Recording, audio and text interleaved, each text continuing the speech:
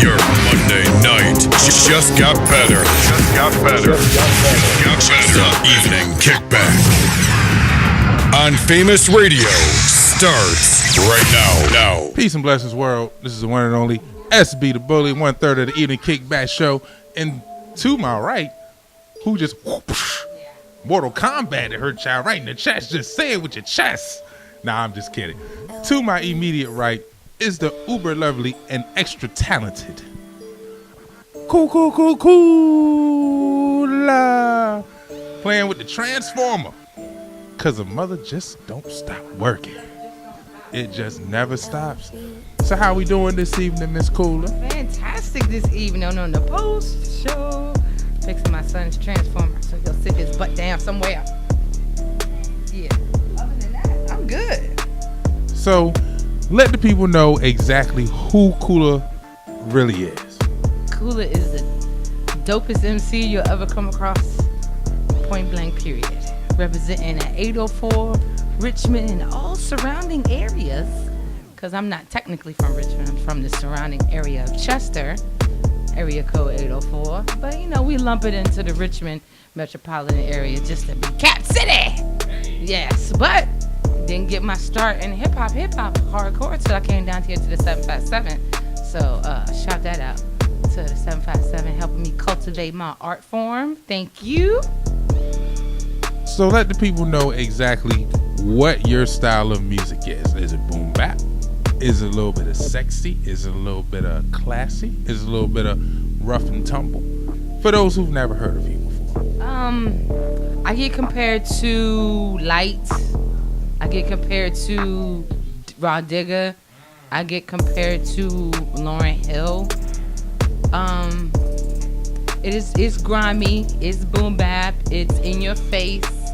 It's definitely a lot of bars and metaphors. It comes across a little snarky and like when I flip the wit back. So if I had to say my style was like Lauren having a lyrical threesome with Kanye and Eminem.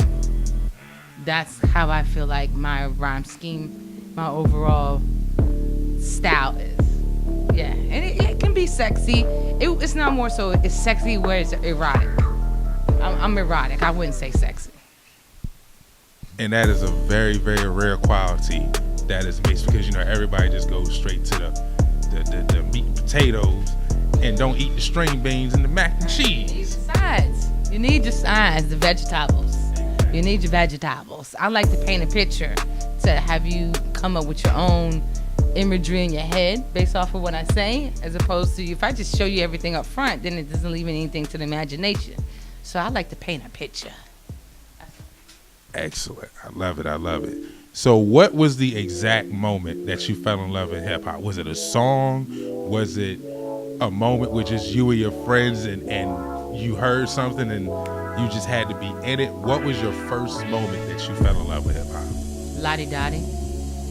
When I heard Lottie Dottie, I made my mom go out and buy me the single, and I played that record over and over and over and over again. Lottie Dottie. That was the first instant I knew I had to be a part of this culture. I had to figure it out. I wanted to ride the wave. I wanted to be plugged into it in any kind of way, hitting it, going to the cafeteria. We freestyling on the lunch tables type stuff. We used to do it at Thomasdale. Shout out to Thomasdale. We used to do that in the hallways and stuff. I just needed to be a part of this culture. So when I heard Lottie Dottie, that was it. That was my life goal. And what keeps you invested in staying in this culture? You said the one song, Lottie Dottie, is what made you get into it. What keeps you invested in this culture to this day? It's funny you say that because I lost the culture for like a long time. It was like 10 plus years I stopped rhyming. I just didn't write. I didn't freestyle. I didn't do anything. And it was only until like 4 years ago my daughter inspired me to go back to rhyming because she heard me freestyle in the car. She was like, "Mommy, you're just really good at this. You should do it. You're really good." And I was just like, you know what? I am really good. And that's when I just started writing again. And it was just like, once I picked the pen back up, it was just a juggernaut effect. You know what I'm saying? Like I was just building up momentum as I just kept writing and spitting. I go back and listen to my stuff. I was like, ew. You ever do that when you listen to your stuff? And you were like, yo, what was I smoking? Like, I was horrible.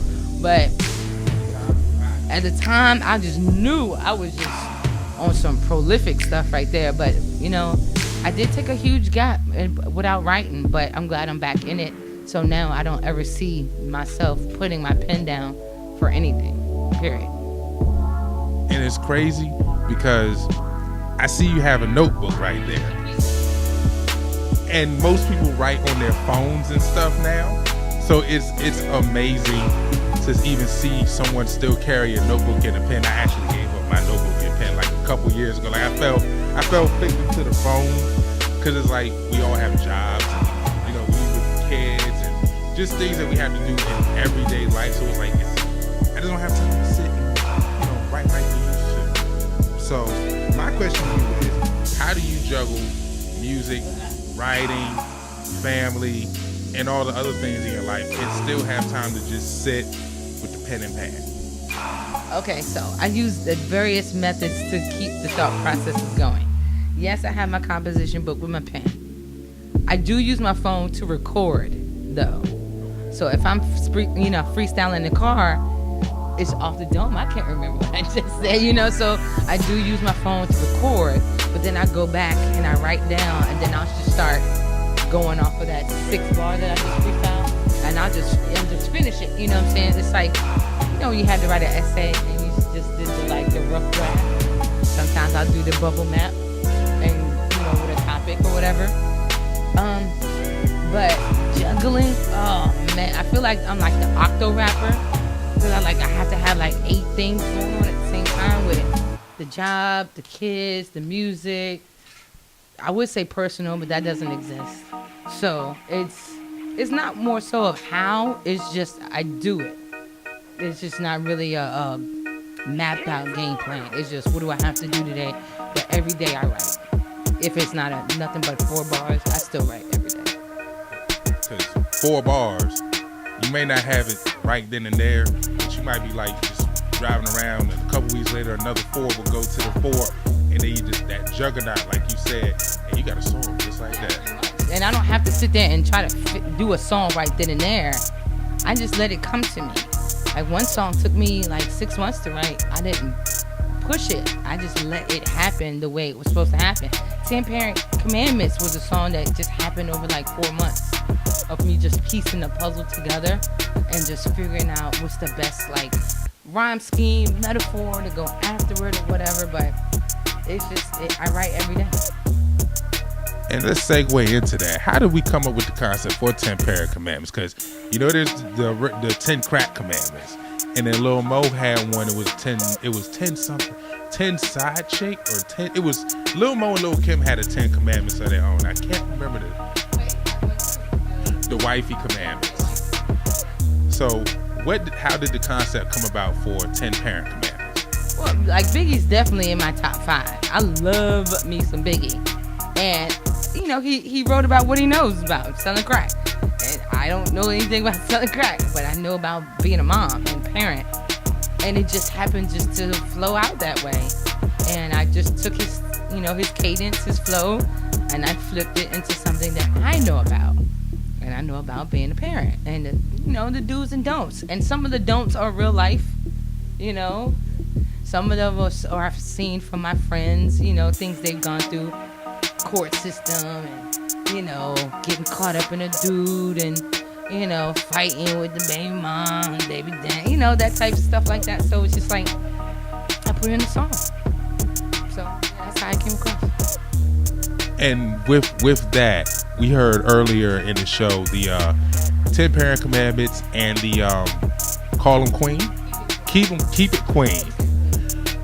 Do you think there's a raw honesty that is missed in today's hip hop? Because you're touching on topics that I really hate to say aren't really being touched upon, and there's so many relatable topics that are everyday stuff that you and I or even Aville can relate to, or just the average everyday Joe can relate to, that's not being touched upon.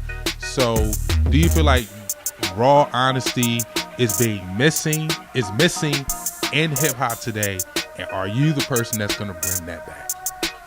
Yeah, I mean, speaking about real life stuff, it is, I wouldn't say gone 100%, but it's lacking. It's definitely lacking on talking about things relatable. I want to hear somebody talk about something that I can be like, yep, that just happened to me. I want to hear this song again because I can really, really understand what she just said. So I was like, okay, if ain't nobody talking to people like me, then guess what? I'm going to speak myself and let them know that there is a voice that's talking about how you don't get along with your baby moms or your baby dads. I have a song called Exposed, and that's the song I did and won the contest with. It's a song called Exposed, and it was how I felt when I called my dude cheating on me. And things that happened in the course, it was like a grieving stage. And I felt exposed. I felt vulnerable. I felt hurt. I felt angry. I felt all kind of like emotions. So I was just like, I'm not the only one that's gone through this. But, you know, I wrote about it. And I get a lot of good feedback from those songs that I don't go in on. The songs that I write about real life situations or whatever. Tin Crack, Exposed, Mrs. Sandman. I get a great deal of positive feedback because people say, oh, I understand exactly what that's like. It's not catchy. It's not like bounce, bounce, bounce, bounce, bounce, twerk, twerk, twerk. So I'm pretty sure that's why it's not being heard as much. But, you know, it will get it. I have faith that it will get out there and a lot of people will be like, yo, I totally did that. And we here at the Evening Kickback Show, we definitely support it. Because I actually saw you perform for the first time at Charm Lounge last month in December.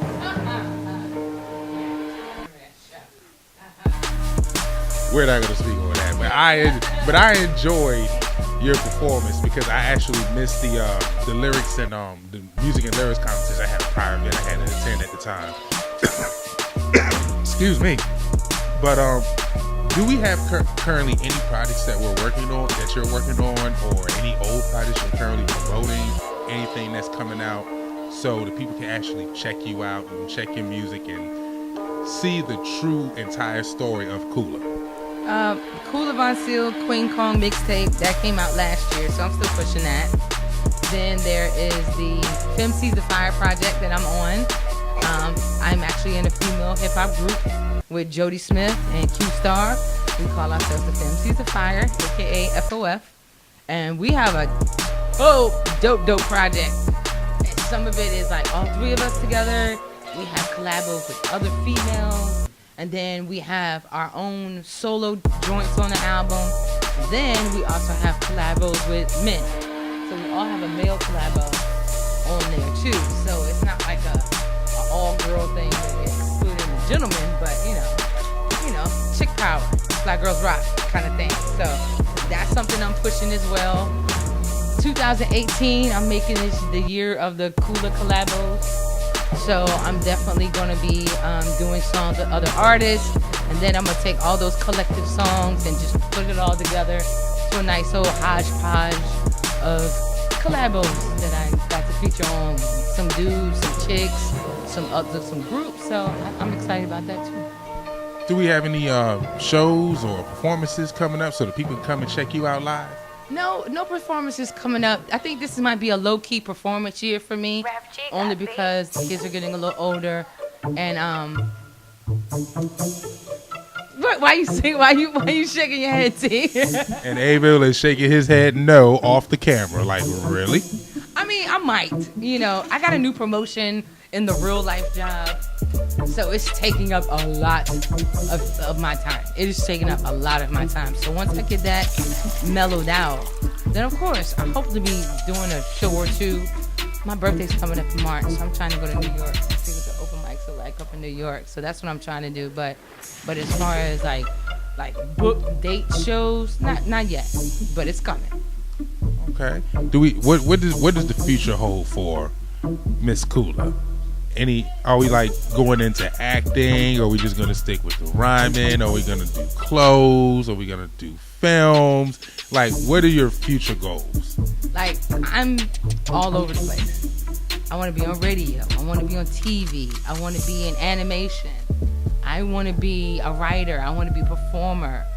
I want my own erotic novels, little erotic short stories. I got to think for that. Sad note. Yeah, but I want to do everything. Like, I wanted my own wine. That's one of the things I want to do. I want to cultivate my own wine. I love wine. I'm a red wine person. Yeah. I definitely want to cultivate my own wine. As far as the merchandise, apparel, I'm looking into eyeglasses. I'm an optician. That's my real job. So I do glasses. So, of course, I'm trying to venture out with a specialty line for, like an urban fashion glasses that, fits the different anatomy of different ethnic backgrounds. So, yeah, that's what I really want to do, too. So I'm all over the place. And she was checking out my glasses, y'all, out the corner of her eye. She was like... Every person that be with glasses, I'm literally up in their face. So I'm like, wonder where they get their glasses from. What kind of lenses they have in their glasses. I'm all up in people's face with glasses. And you know what? That's kind of like the rapper in us, because when we hear somebody's track and we just analyze it from top to bottom. Now this is the first I've seen with an optician. Like, I got to see the glass. Do he got tints in them? Are they transitions? Yes. Are they transitions? Do they have anti-reflective? Are they sitting crooked on their face? Do I need to adjust them? Like, all kinds of stuff are going through my head. Okay, that was the nerd coming out of me. But you know what? I don't care. Let the people know where they can find your music. They can follow you online. All that good stuff. Well, the name is Kula Voncille. That's Kula Voncille. You can find me on Instagram, Twitter, Snapchat, Facebook, the 8 app. What am I missing? YouTube. Any social media platform. Kula_Voncille. And that's how you can find me. And with that being said, I will pass the mic to Brother A-Ville. See if he gonna drop some exclusives real quick with Miss Kula. But until then, tune into the Evening Kickback Show every Monday from 6 p.m. to 8 p.m. on www.famous-radio.com or download the free Famous Radio Live app. As I say, 2 minutes of your time gives you 2 hours of nonstop fun and action to get you through your Monday. But until then, on behalf of Miss Kula and myself. 1, 2, 3, 4, 5, 6, 7, 8, 9. It's the 10 Parent Commandments, yo!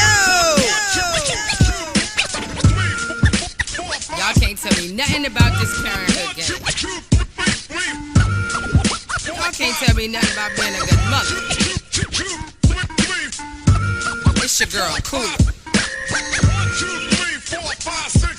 Just listen.